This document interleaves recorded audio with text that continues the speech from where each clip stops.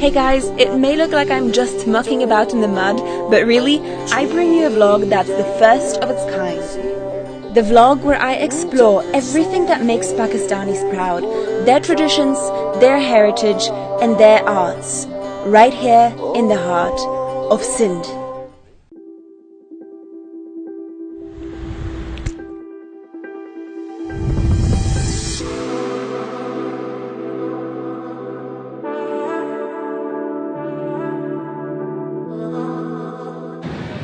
You'll never believe where I am right now. I mean, even for me, it's a surprise to see. So this place looks pretty industrial, a little bit rough and dusty, right? But this is actually the very spot where many of Pakistan's favorite and loveliest accessories are made. Yep, I am at a glass bangle factory here in Hyderabad. And I'm gonna show you guys how glass bangles are made from start to finish. Shall we go and check it out? Chalo. It all starts with this, heaps of discarded glass, which are recycled in this very facility, and nothing is left. Not a single shard is left.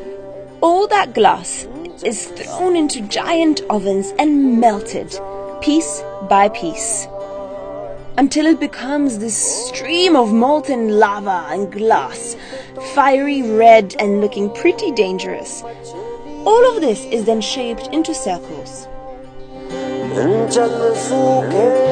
These are the freshly baked bangles. Literally, they are straight out of the oven. You know, they may not be painted or colorful just yet, but this is the original thing. This is how it all begins.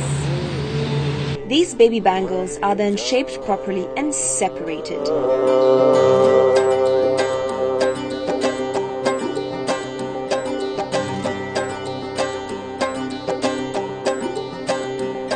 This is not the end of the process, however.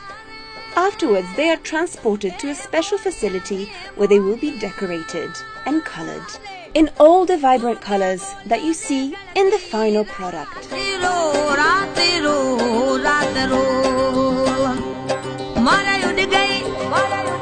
We finally got here. We finally got to the place where these bangles are all put together and colored and then distributed to shops, not just here in Hyderabad, but pretty much all over the country. And this is what you find here. Wait, this is so heavy. What if I put them all on?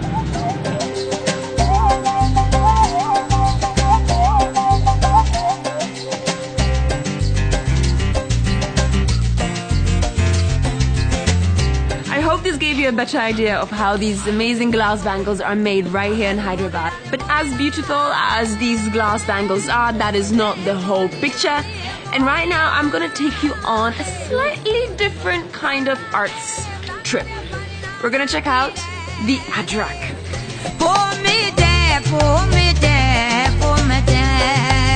Is there anything more Sindhi than the Sindhi adrak? I mean, these beautiful patterns and this beautiful print is famous pretty much all across the world, and it is from right here in Sindh. I want to show you today how the adrak is actually made, because the process is pretty incredible and eye-opening. And here we are at the Latif Adrak Center, and these are the stamps, all handmade. This is where it all begins. These stamps are the things that the artists use to create intricate patterns on all the adraks that you see in the markets.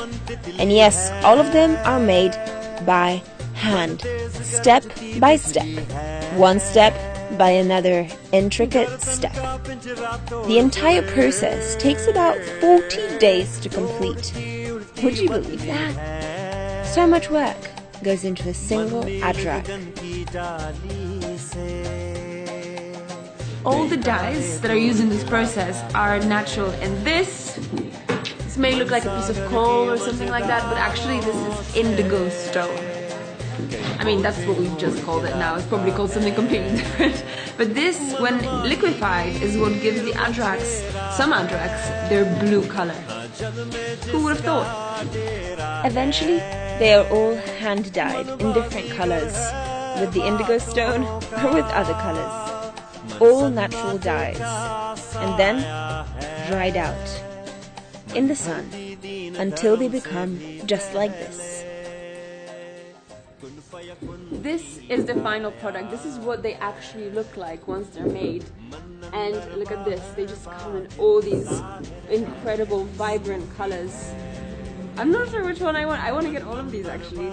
Blue, the traditional red, then there's this black one with a dancing girl. It's pretty amazing.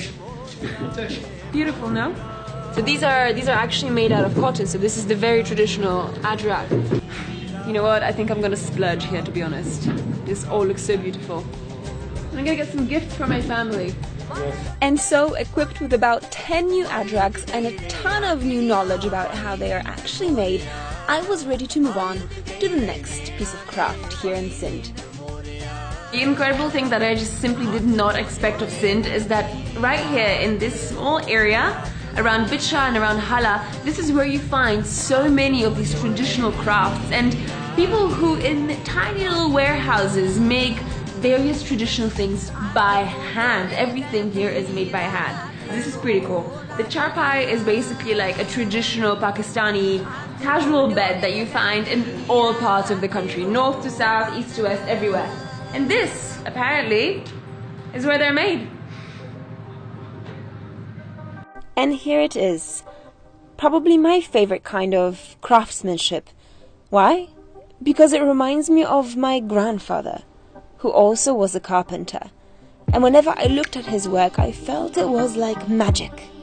Creating a piece of art, something functional out of nothing, carving out a piece of wood to create a sculpture, and painting it, carving it out, sculpting it in all different ways until it becomes almost unrecognizable, like a magic trick that you'd use on a child, where you don't even know how fast the magic is happening until it's right there in front of you, something that had never existed before.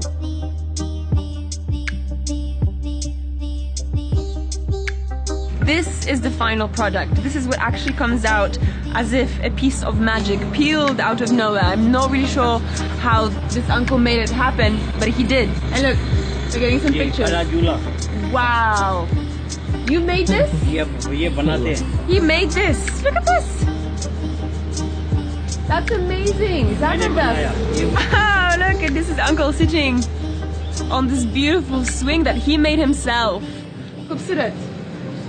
I want one of these. Can I get one of these? I would like one of these as well. Khubsurat. It's the only word I have for it.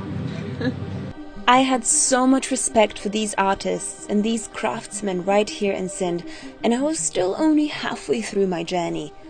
Well, needless to say, they inspired me to create some of my own craft, right there with a cup of chai and enabled by Jazz Super 4G. Creating vlogs for Facebook and YouTube for you all to see and join in the art of Pakistan.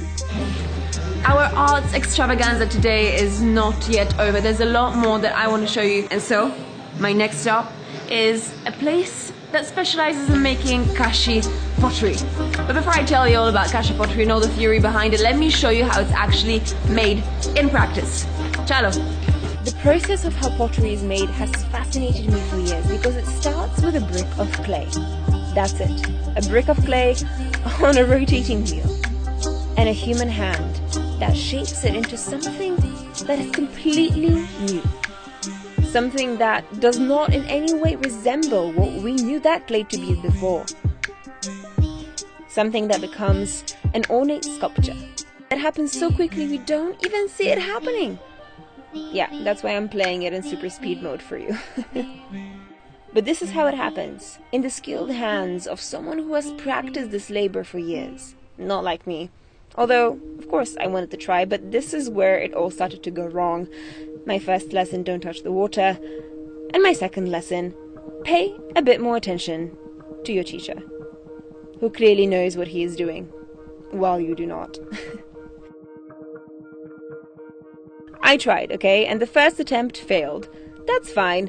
I thought, we can do it again. So I listened. I paid more attention, so I tried again. And as I put my hands to the work and tried to create something that had never existed before, I failed again. So I thought, okay, let's give this one more chance, the third try. Was I gonna pull it off? I guess. Something was created. Once shaped, these pots are all shoved into a big oven where they are baked. After that, once they are dry, they will be painted by master painters. It's not just vases and plates though. There's pretty much everything from cups to little plates to pots of tea. In Sindhi, this is called kashi pottery, which basically means blue art. And that's actually no coincidence. 4,500 years ago, in the Indus Valley civilization, which used to reign in these regions, that's the color that people preferred to use for their decoration, for their own fashion and their own style. And it's pretty amazing actually to think that still today, in 2019, 4,500 years later, this color is being used to decorate people's homes. That's actually kind of mind-blowing. I want to dedicate this vlog to all the artists whose hard work, blood, sweat and tears go into the making of Pakistan's heritage and Pakistan's tradition. All these people who behind the scenes work relentlessly to bring us all the beauty that we know to exist. Shukriya.